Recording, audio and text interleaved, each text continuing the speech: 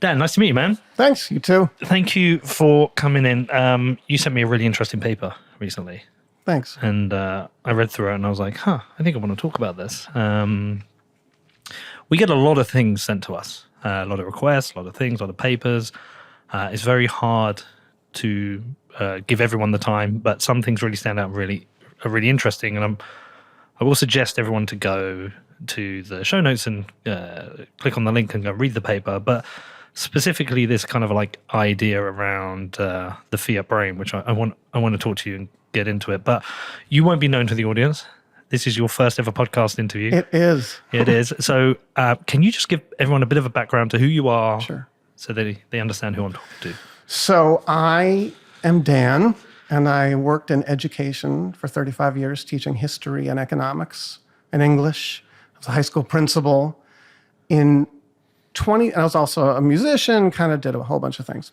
In the 2013-ish, 2014, I was teaching an economics class and learned about Bitcoin and was like, hey, brought this sort of thing to class. I didn't know anything about it.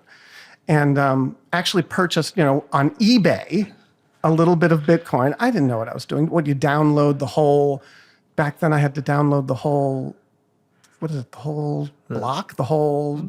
Blockchain? Yeah, like the whole thing. You couldn't there was no exchange. You had the command line interface for managing and I didn't know what I was doing. I mean, I left education because computing got too complicated. Was that in the time where you would buy it and you would just trust that they would send you the Bitcoin? Uh-huh. Yeah. Yeah.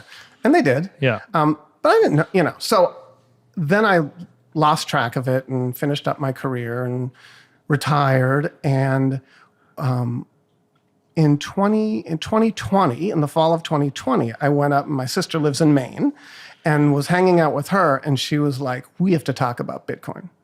And I was like, okay, let's talk about it. And that was kind of the beginning of really starting to understand it and doing all of my hundreds of hours of research and learning. And she and I would go on these long walks and talk about Bitcoin. And every couple of days, there was another like, oh my God. Yeah.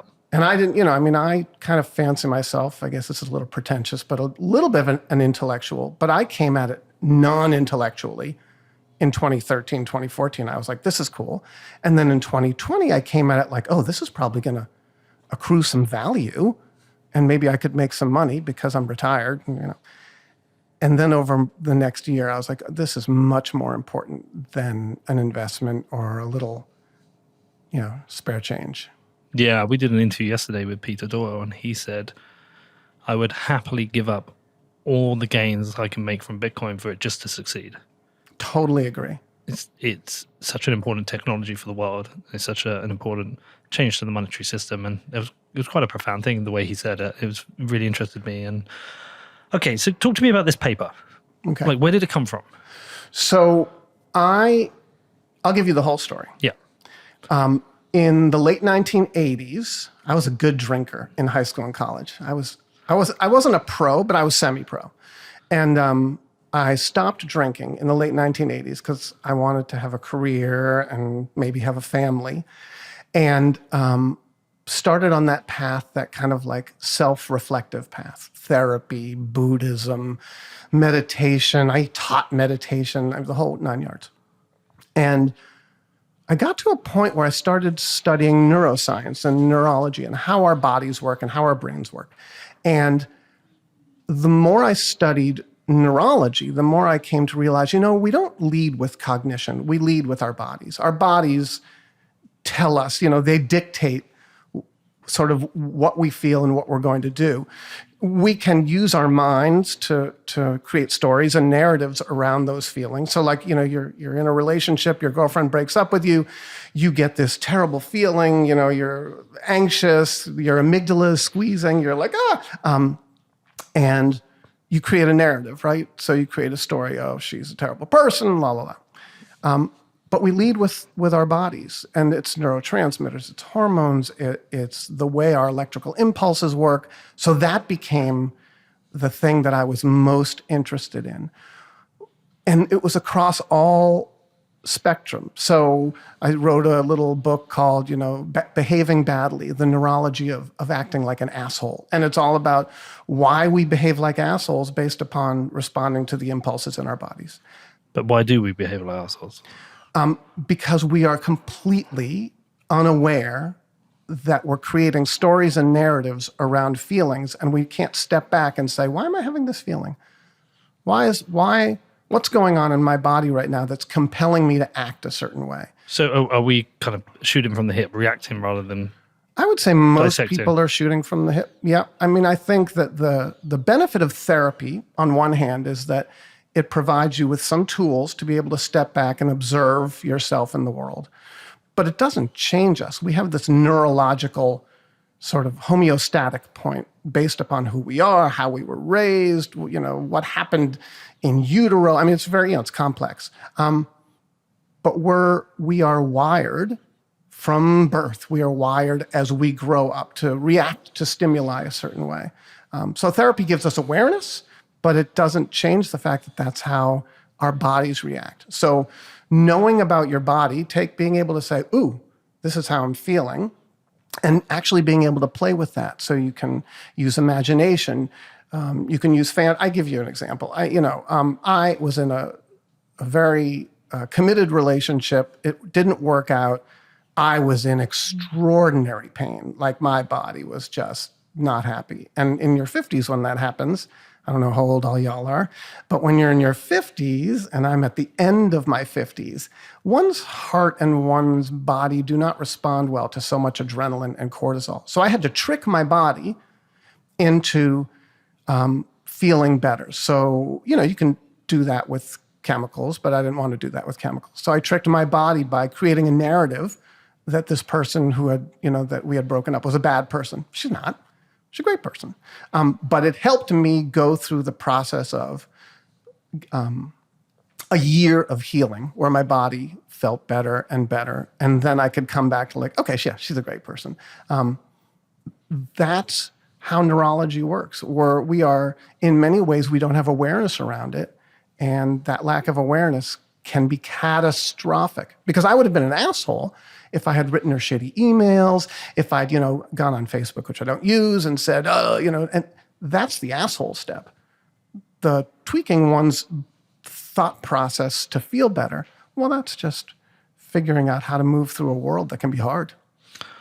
Are you aware of all my back issues I've had? A teeny bit. Yeah, so I've had back issues now for a couple of years.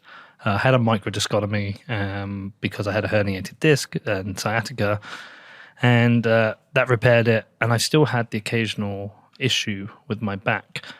And I've talked about it on Twitter and talked about it on the podcast. I've had a lot of people, like an incredible amount of people, write to me.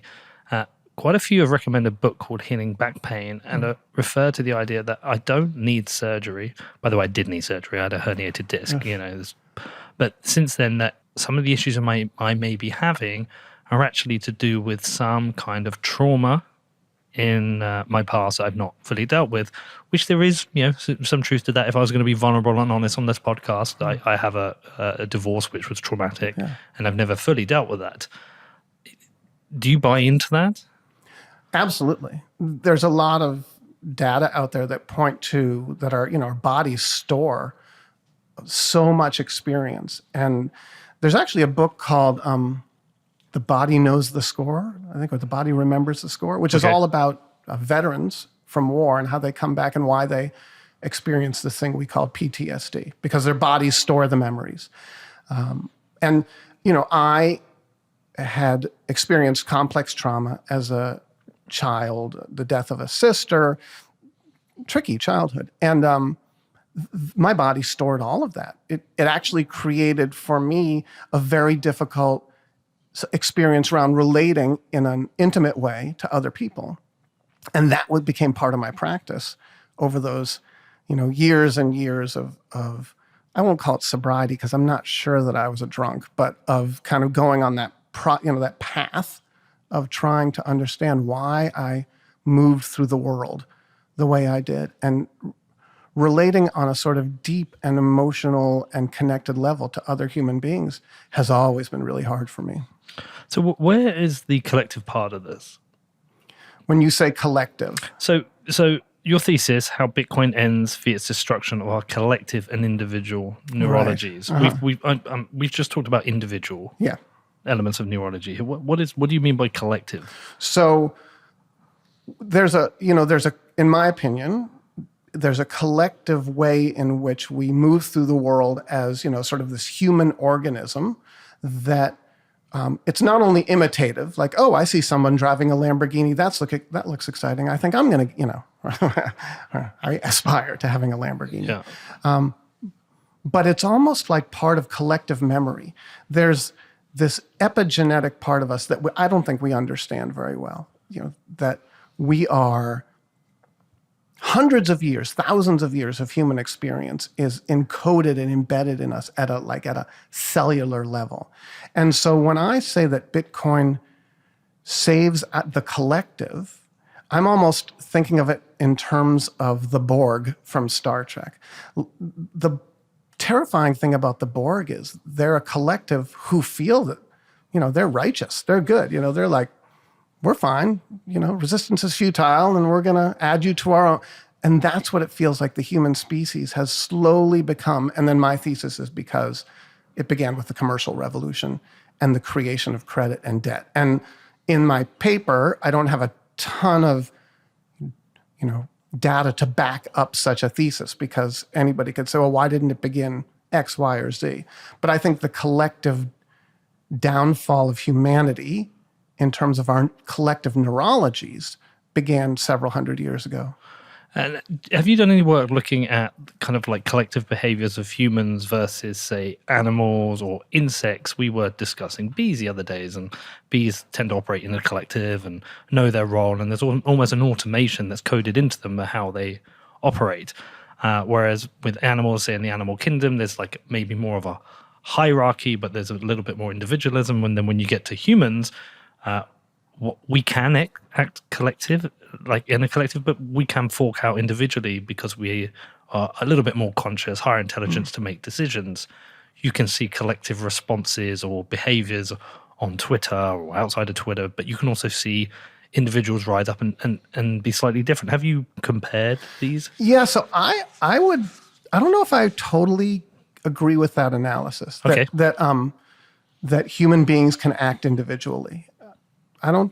My belief is that when we seemingly are branching out from the zeitgeist of the collective, we're actually not. We're branching out into something we've seen, something that fits us in terms of our neurology, but it's not this idea of individuality. I believe that human beings are relational beings, and one of the reasons there's so many mental health struggles right now is that we think somehow that we're not, and we think somehow that things, money, stuff, can fill that part of us that is relational, which is one of the reasons I believe that libertarianism is I know I'm going to incur the wrath of some of your audience, but I'm not so sure that Bitcoin is a libertarian construct. Okay. I think it's a communitarian construct.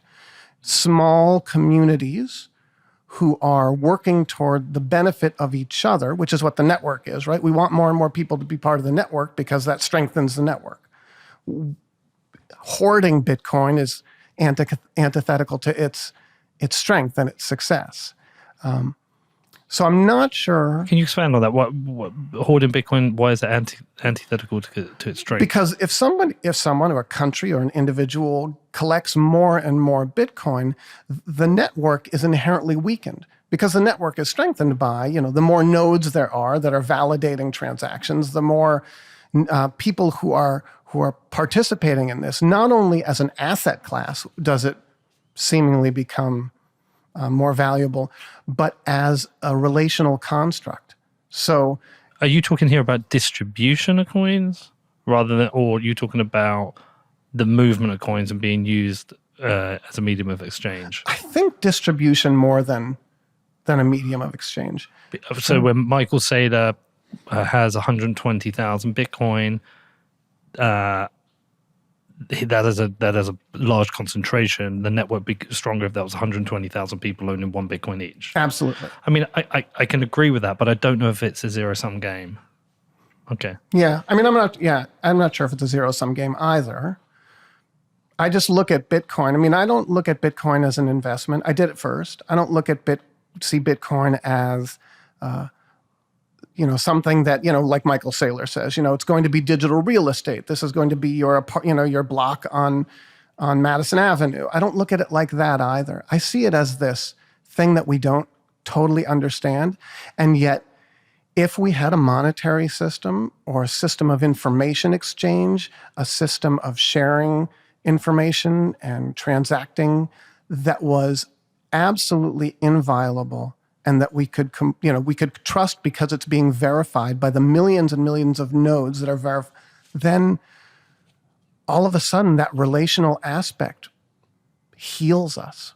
We're no longer in this frenzy of following the collective toward the cliff. And in this case, I mean, trying to make as much money as we possibly can and use that money as a way to experience the world.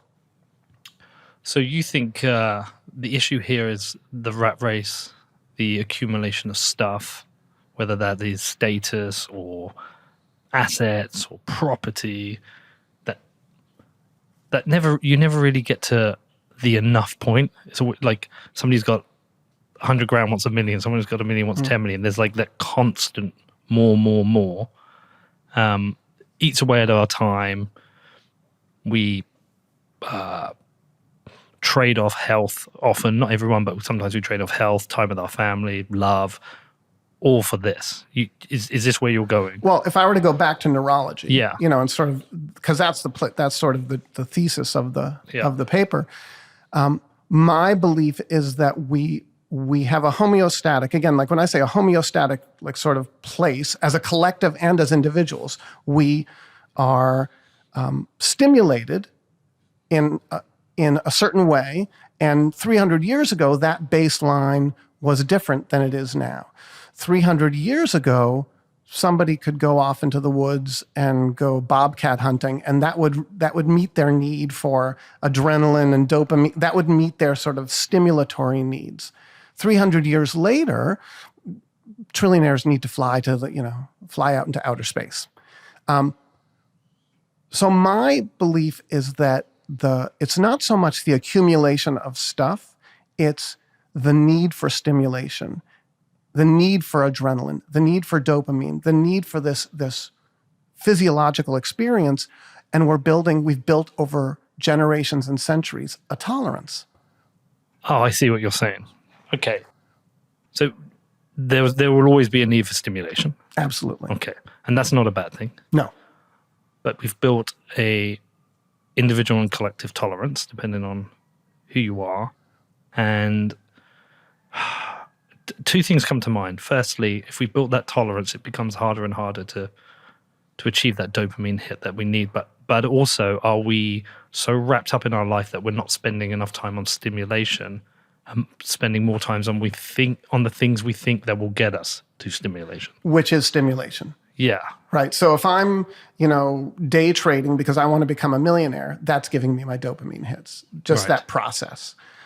So I think that the journey and the end are neurologically compatible. The journey to become a multimillionaire and the actual being, and then using that money to, buy the dopamine hits or the adrenaline. I wouldn't distinguish between the two. And can we potentially create fake goals that we think we want to be a millionaire, and when we get there, there's a disappointment? Sure, and then we look for, and I don't know if I would use the word disappointment. I think I would use the word, again, neurologically, like a lack of stimulation. Like, oh, I need more. What am I going to do? I'm going to buy a BMW. Well, that didn't do it. Well, I'm going to buy, a Maserati. Well, that didn't do it. Now what am I going to do? It's Aston Martin. That does it. Are they good? Yeah. I don't have a car. No, but actually everything you're saying is true. Yeah. I've been through all these steps. Yeah.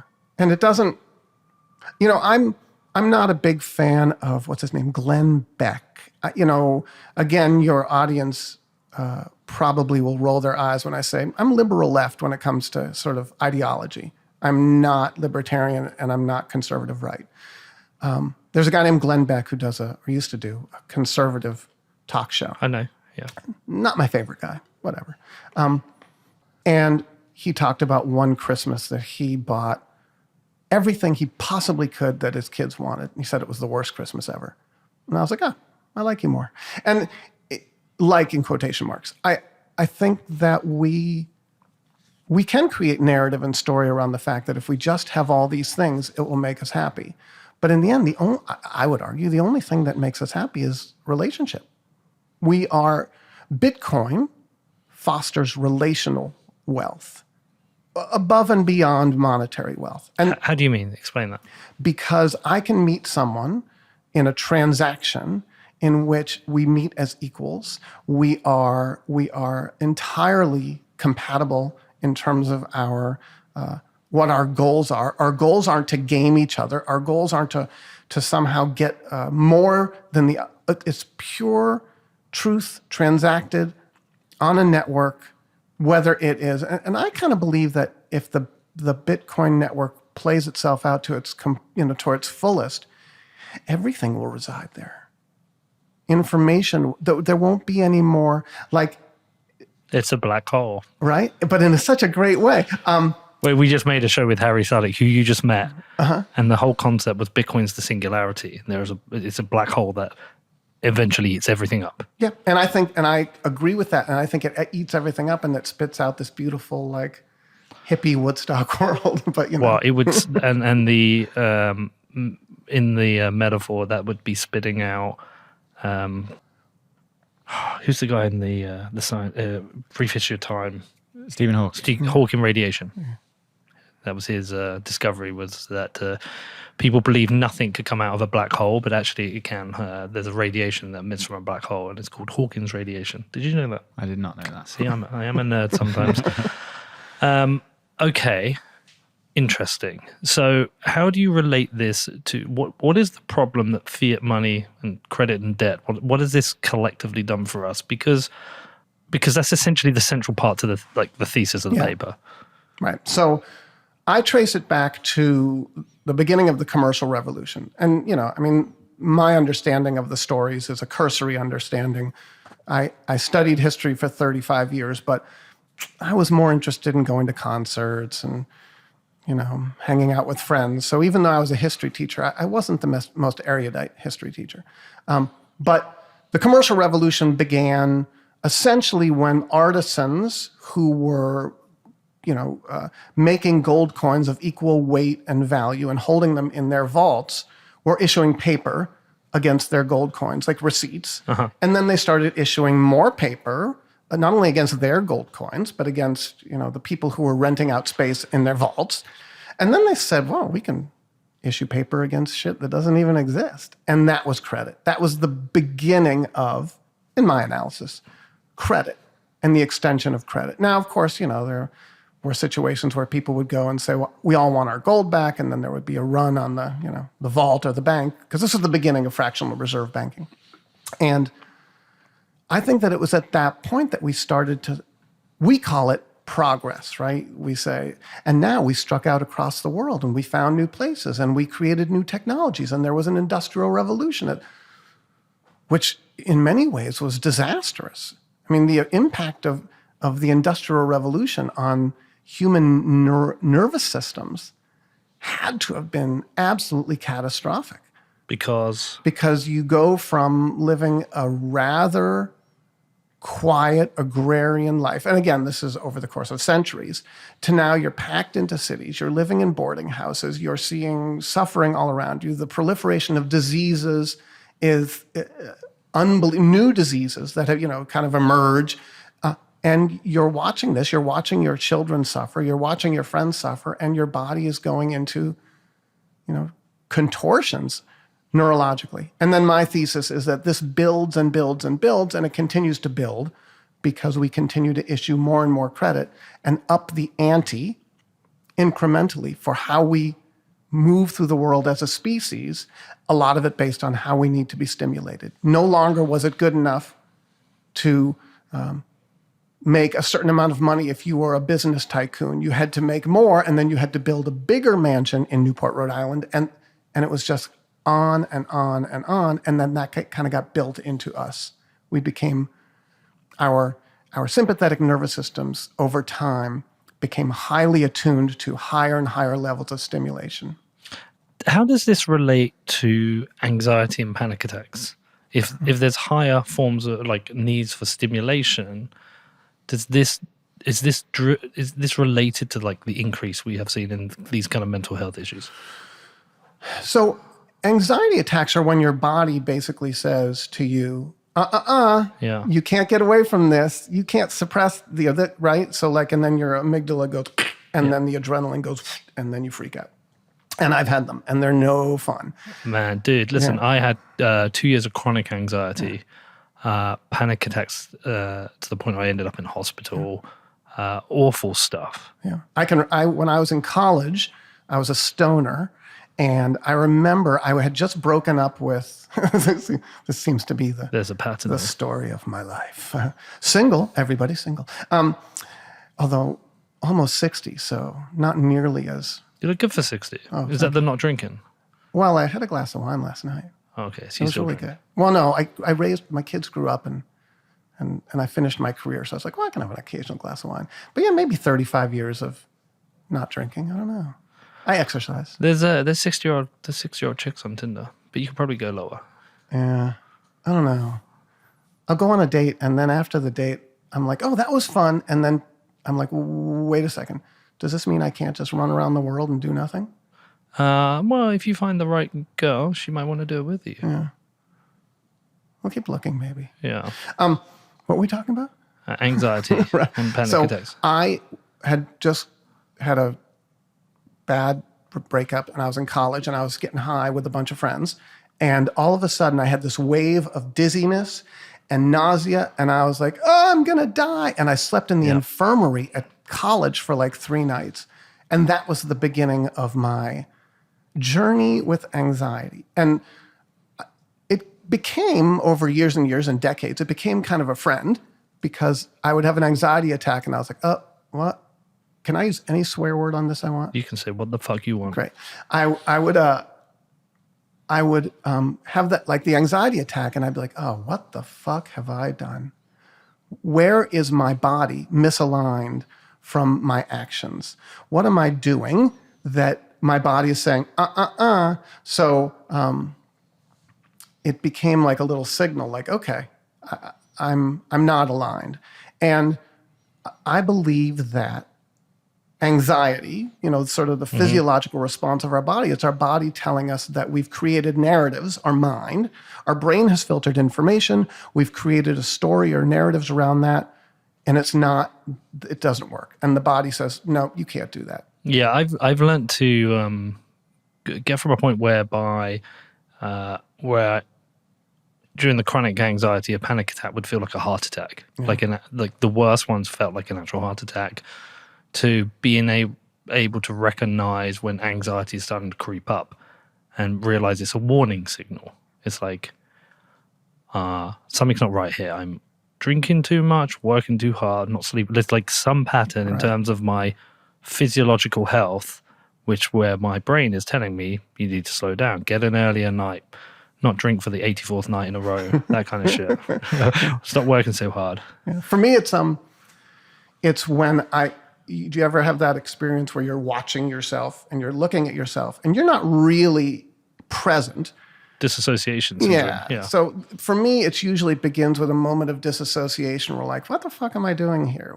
What am I saying? Who am I? And then my body says, you better get back. Yeah. And so we become more attuned to anxiety. We develop strategies to go from that disassociative state to a more related state. And, for me, oftentimes, if I have an anxiety attack, it just involves going out for a walk and saying hello to everyone.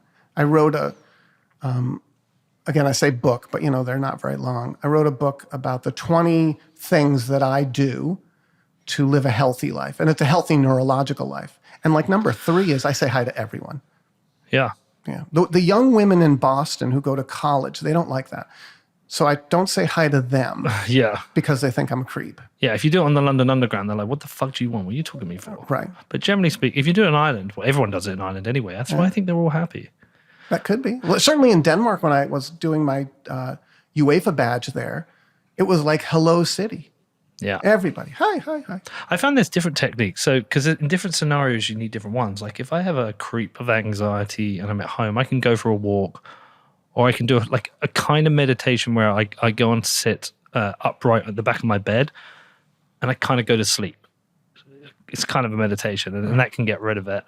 But if I'm in like a fixed scenario that I can't get out of, I either do the tapping thing or the squeezing thing on my hand, or I follow shapes around a room. They're the different things to control it. But I've learned coping mechanisms. Yeah. Ultimately, the best form of dealing with it, I've always found, is exercise. Yeah. Just exercise. And because of endorphins, yes. right? Because endorphins, by their very nature, they disarm adrenaline and cortisol. So, we are endorphin. I don't like the word addicts because it has such a negative connotation. Like, people would say, you drink 3 cups of coffee in the morning, you're an addict. I'm like, well, fuck yeah. It's great. It's fabulous. So I don't like that word. I think we just become attuned to physiological states. Endorphins are de-stressing because they wash away adrenaline and cortisol, generally speaking. So it makes perfect sense that you walk out on the streets of New York and there are all these damn people jogging by you, breathing on you during COVID. But that didn't used to be the case. It wasn't like, 50 years ago, people were like, honey, I'm going out for a run. It's like, what do you mean you're going out for a run? Like when I ran to, get somewhere. Or to strike a soccer ball or to, get away from the bullies in the neighborhood. Did you mean a football? That too. Do you have a football team? A team I support? Yeah. So this is... If it's fucking Tottenham. No, okay. I don't like Spurs. When I was coaching in California in the 90s, and the man with whom I was coaching had grown up a Saints fan. Or a Southampton fan. Yeah, so let me just tell you, and I think I said this to Danny. That's very unusual. Beyond unusual, it's anxiety-provoking first, but also it's like being like Dimsdale in the Scarlet Closet, like whipping. It's horrible. Every year you get to the end of the year, and I say to myself, whew, didn't get into a car crash this year. Like it's all survival. None of it is joy. There is zero joy. You used to have it when you had Matt Letizia. Well, Letizia, but there wasn't joy. It wasn't like Letizia brought us to the Champions League. It wasn't like Letizia, right? I mean, we also had, what's his name? Who was the guy who was the leading scorer, still is, in the Premiership? And he played Alan Shearer. He was a Saint. Yeah, before he went to Blackburn. Yeah. Oh, no, hold on. Was No, it? Blackburn, then Newcastle, I think. Yeah, but he went Southampton, Blackburn, Newcastle. Right, and Blackburn won the Prem. Won the Premier League. Yeah. Didn't you have Danny Wallace? Oh, I don't know.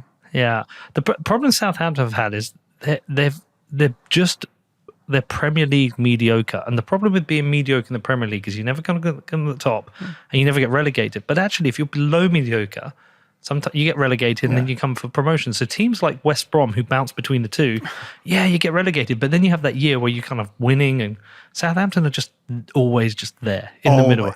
They made, maybe like 5 or 6 years ago, they made the Europa League. Yeah, they did. And then I think they lost to a team from Denmark. Probably. By the way. No wonder you have anxiety. Yeah, I know. I'm sitting here in the light. I predict that Denmark wins the World Cup this year.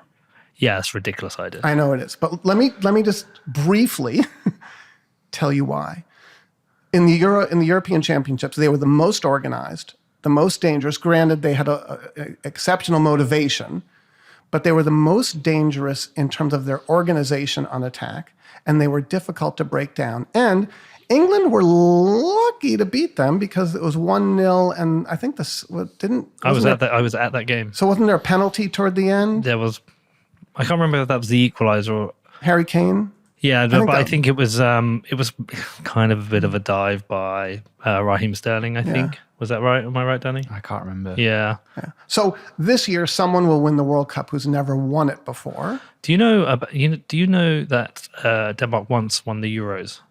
Yes, I do. Was it 92? I think it was 92 or 88. And it's a really weird story because they shouldn't even have been in the tournament. It was the year the Balkans War broke out and Yugoslavia were removed from the tournament. And so Denmark were given access and ended up winning it. It's fascinating stuff. So your listeners, if you want to put money, I'm just kidding. No, not a fucking Denmark. Okay, fine.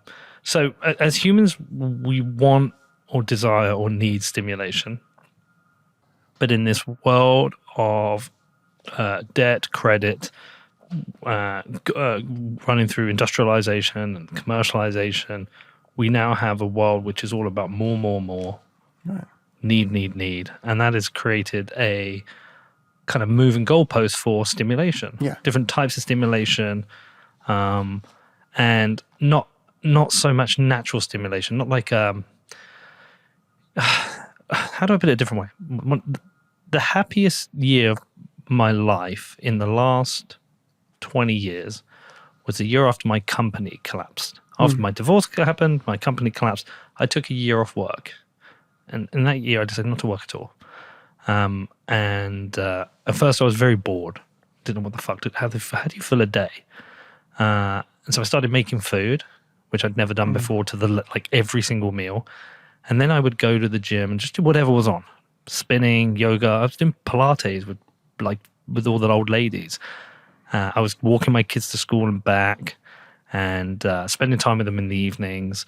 And I was reading and watching films. It's the happiest year of my life. I wasn't chasing anything. Just day to day, I was just doing what I wanted to do in that day. And it was my happiest year. There was no massive highs and no massive lows. Right. Since then, I've built this new career, which I'm so lucky to have. I get to do some of the most amazing things, but have bigger highs and bigger lows. Right. I'm away from my kids for weeks on end, which sucks. With these retrobates, I'm feeling the pressure of having to make shows and make films, and somebody loves something I do and it's great, and then they don't, it sucks, and I get shouted on Twitter and I hate it, and then there's lots of highs and lows, and the stimulation is a roller coaster. Yeah. Whereas before it was just a slow moving train. How do you explain that? So I can relate. And I have always sought stimulation in myriad ways, whether it was coaching on the football pitch, whether it was traveling around the country playing music, whether it was, I was a storm chaser for many years living in Texas and chasing tornadoes. The adrenaline and the sort of the dopamine hits from it, that worked for me. I got to a certain point in my life and it stopped working. All it did was make my heart pound, but the stimulation wasn't. So here's the thing. I'm homeless. And when I say that, I don't mean like I'm, in a tent. In trouble. But I don't. What do you mean by that, though? I don't have a home. But out of choice? Yeah. And I don't have stuff. My entire life fits into a backpack. Tell me more about this. Hold on. Yeah. You don't so people should know we've not met before. We have not. You emailed me and you sent me a paper. And by the way, like I say, we get how many a month? How many people else come on the show a month, Danny? Hundreds. Hundreds. I mean, some we don't even read. But when anyone sends me a paper, I'll at least read their email and the intro. And if I'm grabbed by it, I'll read a bit more. And then if I really think it's something worth looking at, I'll send it to Danny and Neil. And sometimes they'll come back and they'll be like, yay, nay. And actually, this one, you weren't sure, were you? I wasn't 100% sure, to be fair. I wasn't 100% sure. I totally assumed that I would get an email saying, really interesting, but... No, but it was this idea of the Fiat brain, and I could relate to it. I went through very bad mental health problems after the breakup of my marriage. Very dark times. Addictions, depression, trips to hospital. Like, it was fucking awful. Yeah. Like, awful. And I can't tell you how rough it was. And I came back out of it. Okay. But when you talked about this Fiat brain, I'm always conscious of the fact that like I've got this new life, which is just like I feel so blessed to have. But I always remember that year, and I was still happier that year because it was a much simpler life. And when you talk about that, I think about Steve Jobs. He didn't have shit in his house. He just didn't have stuff. And do you know how I also think about? Do you know who Jiddu Krishnamurti is? Yeah. Yeah. Okay. So during those bad times, I was reading a lot about Jiddu. I have a tattoo of him on my leg, and he talks about the accumulation of stuff. Like when you buy a house, you have to have a garden. There's a garden you have to keep, and then you have to have a fence, and you have to ensure the fence is fixed. And you can carry on, and then I guess like I would add to this, you have to have a kitchen, and in your kitchen you have to have plates, and you have to have like food, and like there's just accumulation of all this stuff. And with stuff, there's stuff you have to then think about and look after and prepare. And like he always says, you need a much simpler life. Yeah. Actually, he also says you shouldn't fall in love because love is mainly I am pain. totally with him 100%. Well, you can come back to love, but the idea is that like this simpler life. Yeah. And so, by the way, when I said, "Come on," I don't know anything about you. I don't know you're homeless. This is out of choice. When did this start? It's always been my impulse. So my adulthood, like even though I had a successful teaching career, I was a school administrator, I worked really hard to create the illusion that I was kind of part of the mainstream, but I'm not. I've always been drawn to minimalism, even though I'll go through periods of time where I'm desperate for stimulation. So I'll buy a $2,000 guitar, and it'll be fabulous for like a week, and then it's like, well, fuck, now I've shelled out $2,000 for a guitar that I so don't need, and that no longer I don't get anything from it, so I give it away. I, over the course of time, have pared away. So I sleep. I crash at friends' houses. This last 5 months, a friend of mine who runs a school said, "Hey, I need a grown-up to live in the dorm to take care of the kids." I was like, fine, I'll sleep in, it's a dorm room, right? With a little shower and a little kitchenette. I move around, and I have kids. My daughter is grown, and she's traveling around Europe, and she's in college, and she does her thing. And my son is still, he's 19, and he has a disability. He still goes to high school in Vermont and lives with his mom, but I see him, every month or two. And we talk every day on FaceTime. So I have a phone. I pay for their phones. Other than that, I have nothing. Literally, I move around. I spend time with friends. I put everything into my backpack. And when I start to accumulate stuff, like this past 5 months, I accumulated a coffee maker and I accumulated a little hot pot, and then I give it away. I'm like, I don't want this. I don't want any of this stuff. So, have you seen the film Into the Wild? Yeah, I read the book. Okay. And I saw some of the movie, and I found it really troubling. Interesting. Very Why? upsetting. There was something about his minimalism that struck me as desperate, like a desperation to be away from, the throwing away of money. Like there was something about it that felt sad. My minimalism feels freeing. That's a projection of sorts. But as a film or the book, like did you get different things from the film and the book? I don't know. Yeah. The film was with who played? I can't remember, but Eddie Vedder wrote the soundtrack from Pearl Jam. Yeah. Uh-huh. And I love the soundtrack. And whenever I listen to the soundtrack, I think back to the film. And I think back to him getting rid of his car and pissing his parents off and just going off into the wild. And I just often think I would like to do this. I do. I think it's different when you're, 19 or 20. No, I want to do it at 43. Right. No, I think it's again, these are all projections because I'm basically saying, hey, everybody should live my life. I think it's better when you're older because I know that I'm doing it because it fits me neurologically. Always comes back to my neurology and my body. My body cannot contend with possessions. My body cannot contend with intimate long-lasting relationships. My body cannot contend with being in a workplace and having lots of colleagues and having to negotiate. It just goes like this. It always has been that way. And now that I'm older, I can honor it and say, yeah, what the fuck? That's fine. No, we're going to come back to love. I appreciate this because going from that very simple life to this more complicated life, I've collected people to help get stuff done. So Danny is a part of the collection. I don't mean that in a derogative way. What I mean is, Am it's I like the best part of the collection. I don't know, man. It's like it's hard to not give it to Emma. But like, I don't mean it in a derogative way. I mean, Danny's fucking brilliant. Like, he's one of the most brilliant people, and he runs this part. Okay. But I've collected people that help me do things. But I've collected a podcast, and I've collected a film career, and I've now collected a football club, and and there's a build up of stuff. And there was a time. I mean, Danny knew it when we were in Austin. Like 8 weeks ago In March, yeah. I was in a bad way, right? Mm-hmm. Because there was a time that wasn't good. no, I had a lawsuit. I had a football club I was trying to take over. I had like a collection of all this shit I'd collected that I now had to deal with. And sometimes I think of a simpler life and a simple, like, I can't because I'm scared, but like, could I just let this all go and live a simpler life? Knowing that the happiest year I have.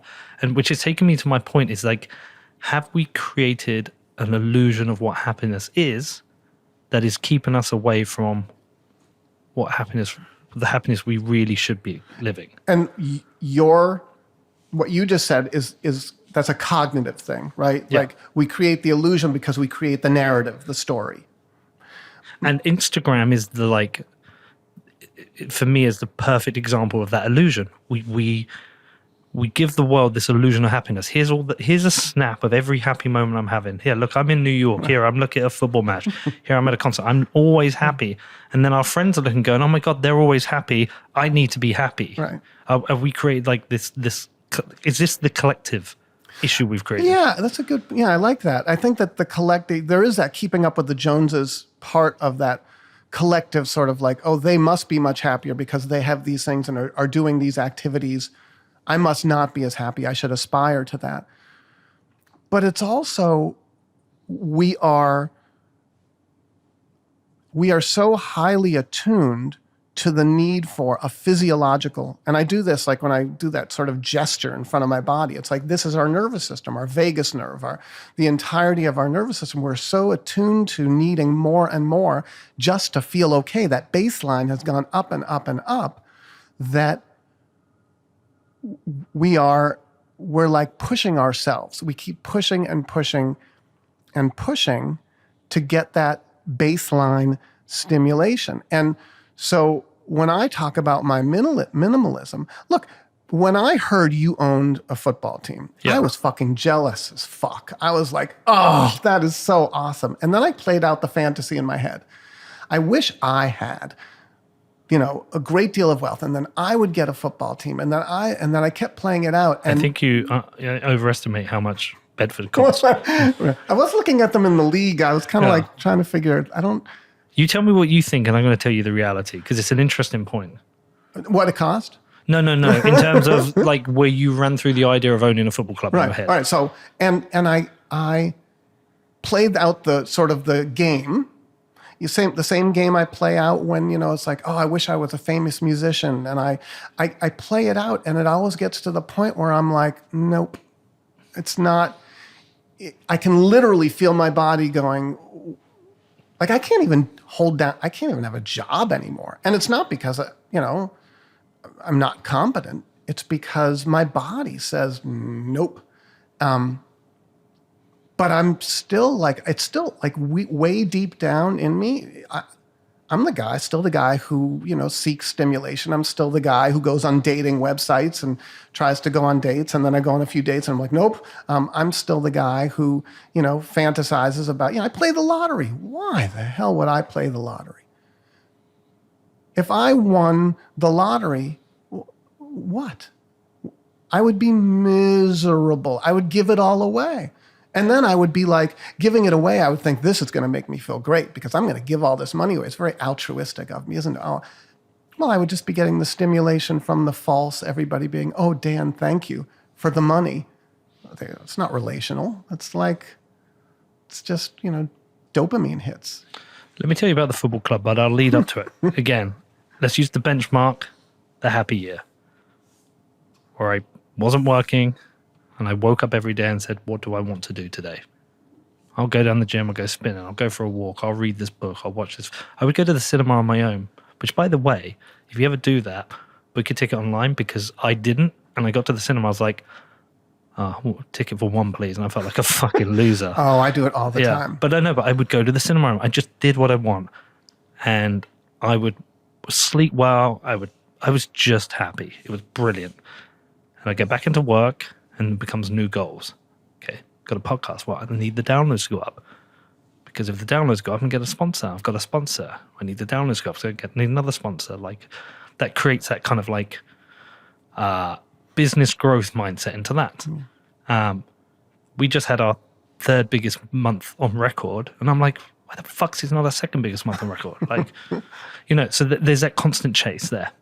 And then I accumulate a football club. It's my dream to own my local football club. This is amazing. It's mainly been like fucking hard work and shit. People yelling at me, people pissed off, us losing. And like, all I'm thinking about now is we've got to win the league. We have to win the league. And then what's going to happen the following season? It's like, we need to win this league. So I've collected these things that have created these new pressures, that have created these things that affect sleep, happiness, physical, mental health. And I don't know why, but I've done it. Yeah. But is it not is this not like the human nature? Isn't this even like evolutionary nature? Is this what that got us to leap out of the oceans, to grow flippers, to walk on land, to then create fire? And isn't there like this thing that's within us? No, I don't buy that. Okay. I don't buy the argument that like we're driven to innovate or we're driven to grow. I think that we, and again, like this comes back to the fiat brain and why Bitcoin is the savior. Yes. If, down the road, hopefully, right? I look at, so you used the word happy, you were happy. I try not to use, I don't mean to be patronizing. I try not to use words like that because I'm simply observing where I feel the most at home. So when I say at home, it's like literally at home in my body. I don't like happiness is kind of this, it's a story that we create. I was happy. But you were, you might be at home in your body with all of this, stuff you've accumulated and the show and the podcast and the football club. That might be your homeostatic reference point. It's just that it gets to the point where it's really stressful. It can be. And the cortisol is coursing through your body and the adrenaline is coursing through your body and your body says, oh, we can't do this. Well, the base is higher. The base is higher. Because what's happened was I was stimulated. I had everything I needed. Like life was good. Now I've got all this other stuff that I really wanted. There's higher highs and lower lows. Which I translate into, there's...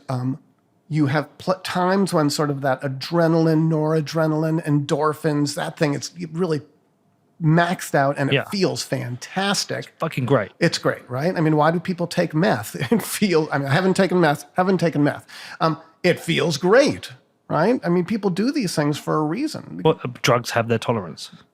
And to get back to that point. But they say about heroin, a drug I've never done, but they say, it's chasing the dragon, right? You're always trying to get back to that point. You can never get there. It's unless you take fentanyl, right? And then, right? I mean, and then you die because you're, right. So I think that homeostatic, sort of that reference point in terms of the fiat brain, we've escalated. We've over the course of generations and centuries, it's gotten higher and higher. And even over those hundreds of years, or even just, for individuals, you have a certain reference point. It doesn't work anymore, so you up the ante. It doesn't work anymore, so you up the ante. But it takes a toll on your body. In my paper, I cited some statistics about heart attacks. It used to be that heart attacks were the dominion of 60 and 70-year-olds, 80-year-olds, right? It's now the dominion of 30 and 40-year-olds. Like, what the hell is that about? So my belief is that's because there's just too much cortisol, too much adrenaline in our systems. And a lot of it is because we need speed. We need more and more just to feel okay. And that is a function of fiat money. It's a function of a credit and debt economic system that essentially pushes us and facilitates us doing more and more. Like the whole idea of a credit score makes me want to vomit. Nails, head spin around, The Exorcist, the whole works. Like the idea that you should aspire to having a higher credit rating so that you can go into more debt and destroy your nervous system. Like that's fucked up. Yeah, that is fucked up. Okay, so how does Bitcoin fix this?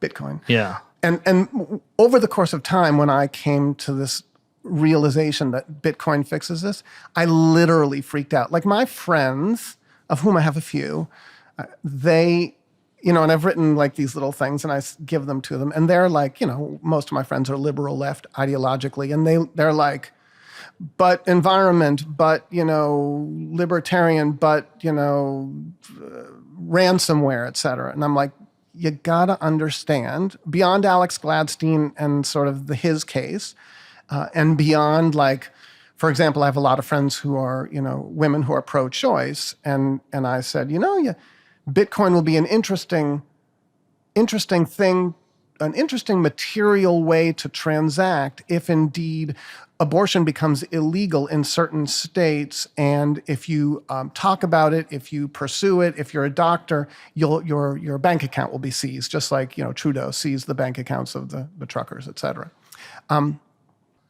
I think Bitcoin fixes this because if we get to a point where nobody can game the monetary system, everybody has, like, you can't be dishonest anymore.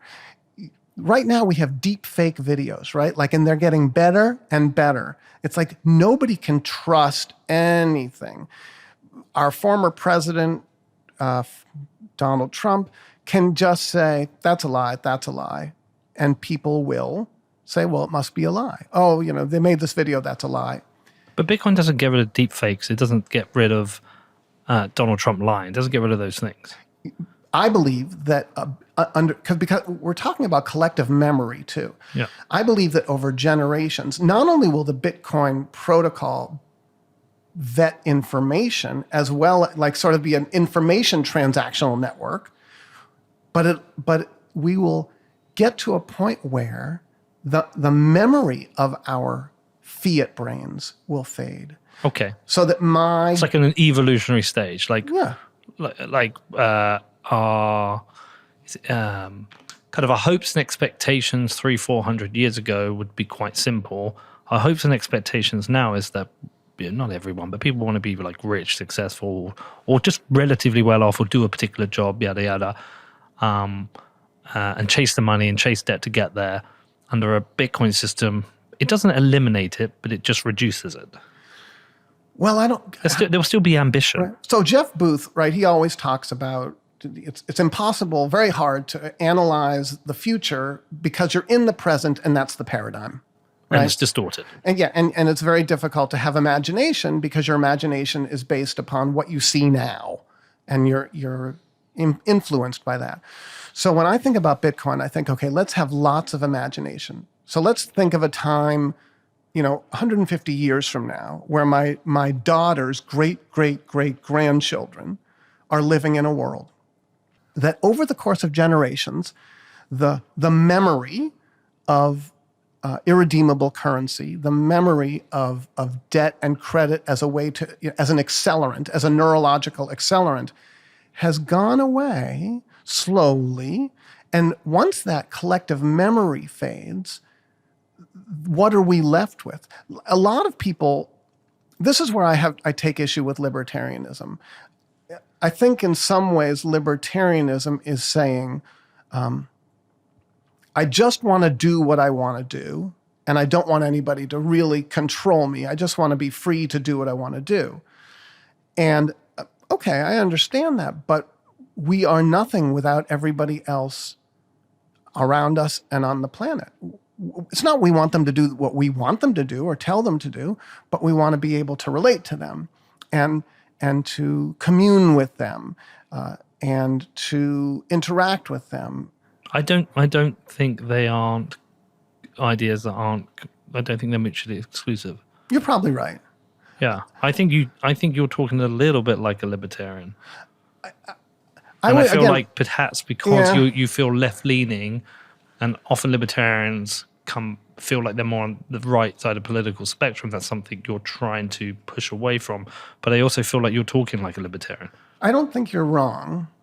And I believe that there's truth in the fact that because I grew up in a community liberal left and sort of that's my frame of reference, that sometimes when I hear folks, espouse libertarian ideals, I look at who they are and I say, well, you're not really you're not really talking about personal freedom. You're using personal freedom as a way for self-aggrandizement. So I think that you're probably right. But there is right libertarians, there's left libertarians as well. I feel like you talk like from the libertarian left. I would call it the communitarian left. Okay, But maybe we're parsing words. I think it's having, like, when Bitcoin provides me with this unbelievable sense of hope and imagination, because if we can get rid of, over the course of generations, a debt and credit-based financial system, this idea of growth, and we can slow down, then our neurological systems slow down. Then that reference point slows down. It doesn't mean that technology can't continue to advance, but it means that we slow down, we get healthier, and more people are living the life that you lived in that year, that blissful year, but they're not thinking of it in terms of, I had this blissful year. It's just life. I walk 5 to 10 miles every day. Me too. My knees and ankles don't love me for it anymore because I played too much soccer, but Football. that too. I just if I say football, it just doesn't sound right. But I do it because it just sits in my body right, and it slows me down. And I do have this belief that Bitcoin provides us with, once the world slows down, we get back to that, in the last part of the paper, back to the garden that Joni Mitchell was talking about. Interesting. Talk to me about fiat money as a dialectic monolith. Bitcoin is the benevolent solution. Right. This is in here from my brother. My brother's a researcher on the show, and he said he enjoyed that article. Oh, good. Thanks. Yeah. So actually, I put it as an addendum in the right. So the idea of a dialectic is you have a thesis, and then you have an antithesis that pushes back against it. The antithesis becomes the thesis, right? So, and then it's like that cycle. So, right, so like the Woodstock generation, they become the Wall Street bankers, and then the new children are pushing back against them, and then their children become whatever, the crypto people, the people on YouTube who do those silly crypto, like the videos about, like, oh my gosh, Luna's going to 1 billion, that kind of stuff. Like Pomp. Right. Right. Where did he go, by the way? Like, it seems like it's only his brothers now. What are you on about? Pomp. I have no idea. I don't know. They just look very similar. Maybe he's accepted that he's number 2 now. Yeah. Well, he should. I mean, yeah. He should. Yeah. But Bitcoin is the absolute idea. And the absolute idea in this dialectical theory is that it breaks the cycle of the dialectic. So when we become a hyper-Bitcoinized standard, no longer will the children have to push back against their parents and sort of this cycle, because the absolute idea will break us out of that, and again, it's fiat money informed, right? So the reason that it's fiat money informed, it's because all the kids, they go to Woodstock, and then they are compelled to join the human race, and then they get jobs, and then they become lawyers, and they become financiers, and all of a sudden they've eschewed that whole existence that they had that was so whatever it was, and they've become part of the, got to get more, got to make the money, etc. And the beauty of Bitcoin is that it breaks that fiat's dialectical cycle, and it becomes the absolute idea, where the dialectic ends. There was a book written by Francis Fukuyama, who wrote a book called The End of History. And he wrote, essentially his thesis was that when communism fell and the Soviet Union fell and that all went away, that was the end of history. Now we were just going to have liberal Western democracies, and this was the paradigm that was going to exist forever. And my argument is that Bitcoin is the end of history. If, over the course of these generations, I mean, I'm talking pretty big swaths of time, if we are fortunate enough to become a hyper-Bitcoinized world to the point of our collective memory of fiat and what fiat has been and is, and our collective memory of credit and debt as a way to run the world goes away. We reach the singularity. Yes. Yeah. I'm not sure I agree with this one point, though. So in a hyper-Bitcoinized world, money is no longer an expression of power. I disagree with that because I think it's human nature to, not for everyone, but certain people to want to accumulate power or express power. Yeah. And we will have different levels of wealth, and some people will express power with that wealth. Yeah. That one I don't buy. But I buy the potential that the swings or the gaps between the rich and the poor are smaller. So the scale at which people can express power will be different. And I also believe people will find it easier to revolt against expressions of power as a collective. And I come back to neurology. Yeah. I believe, I wrote a piece once about these 4 words: feel, believe, think, and know.